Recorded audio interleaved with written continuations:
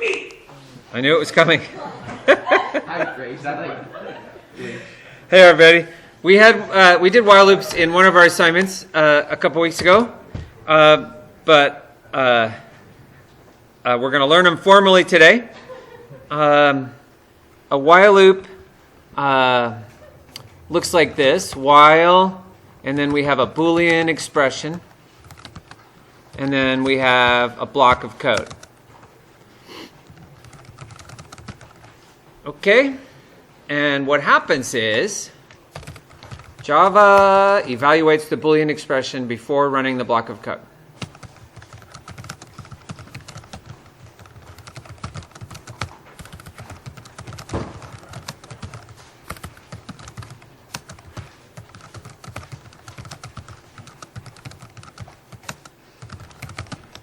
So you're never guaranteed that it will even run the block of code. If you had in your Boolean statement, while 3 greater than 5, it just would say, fine, I'm not doing this.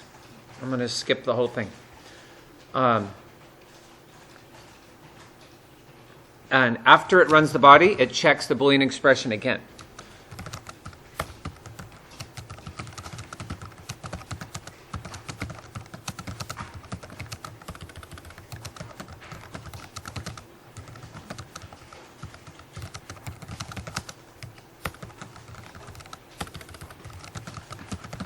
So it keeps going until the expression is false.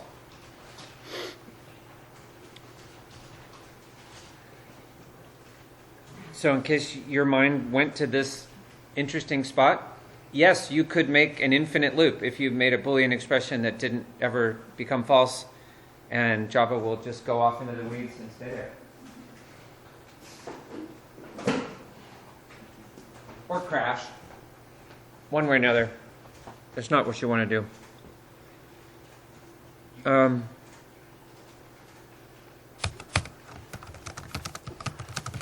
You can omit the braces if you only have one line. I mean, I'm not telling you that's great, but it's fine. Indenting, doesn't matter. It doesn't matter if it's indented or not, but normally we would indent the inner line. But if there's just one thing inside the while loop, then you don't have to use braces. Usually you would have braces, though. So let's, I'm going to pop over to JGrasp, and we'll do a sample while loop. I'm going to set up a variable, int x equals 0. And then I'm going to say while x is less than 6, we're going to print x. And then this would be an example of an infinite loop. It's just printing 0 forever. And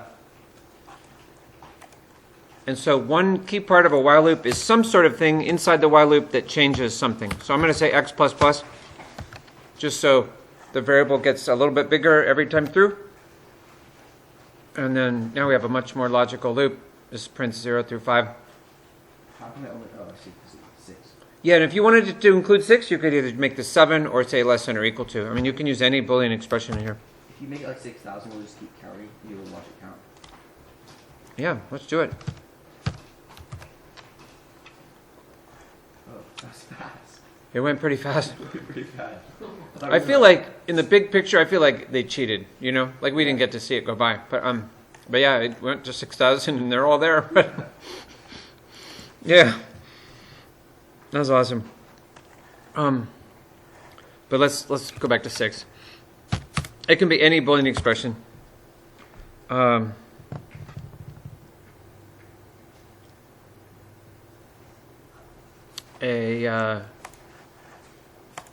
see, I'm trying to go here. You can instantly leave a while loop using a break call.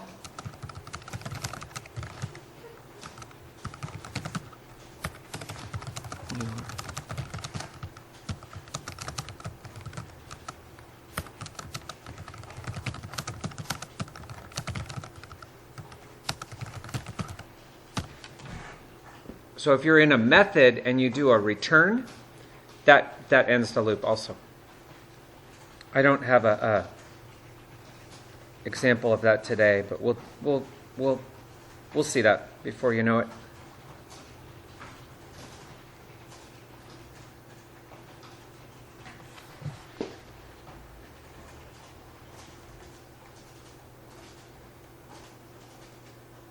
All right, then I just have 2 more examples that I want you to see. Are we okay? Can I switch?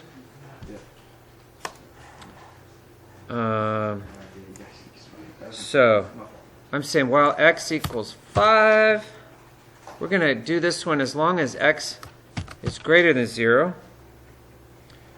And I'm going to print x and a space, just so the numbers go on one line. And this time, I'm going to ask you, what do you think is going to get printed when I run this?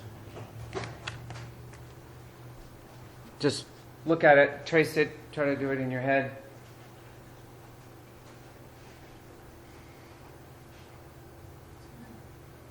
Somebody say what it's going to print?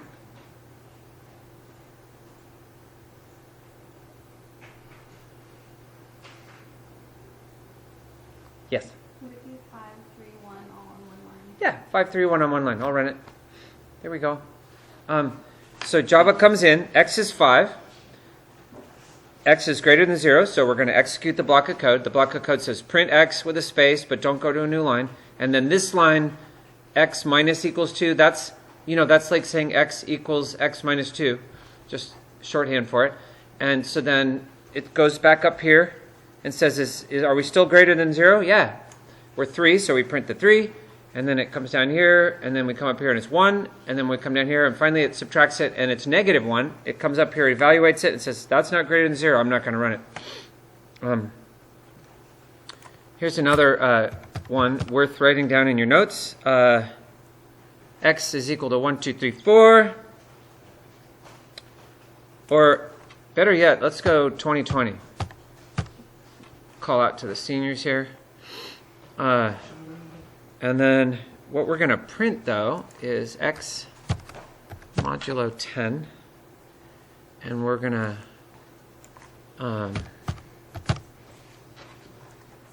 now,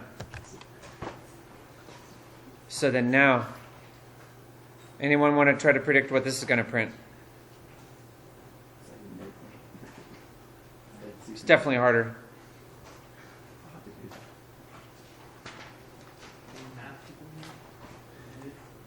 Yeah, Johannes, what? So first 0, then 2. Yep. Then 0 again. Yeah. It's going to print the digits of this number one at a time, starting from the right and going to the left. Because the first time it comes in, it prints out 2020 mod 10, which is 0, and then it divides it by 10. So now it's 202. So then the next time through, 202 modulo 10 prints a 2.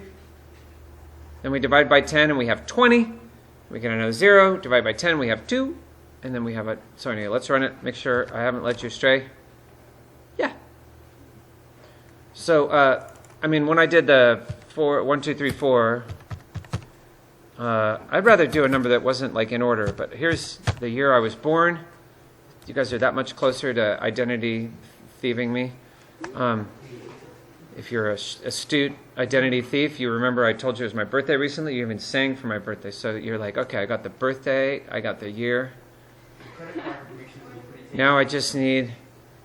so anyway, 3, 6, 9, 1. There's times when you're going to be asked to get the digits of a number out, and this is an easy way to do it. Doing modulo and... modulo 10 gives you the ones place. And then when you divide by 10, that's what this is doing.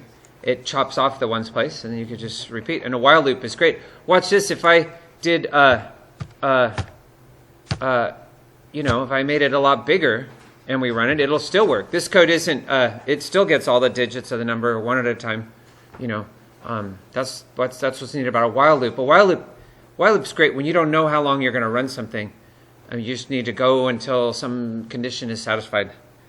All right, that's it for the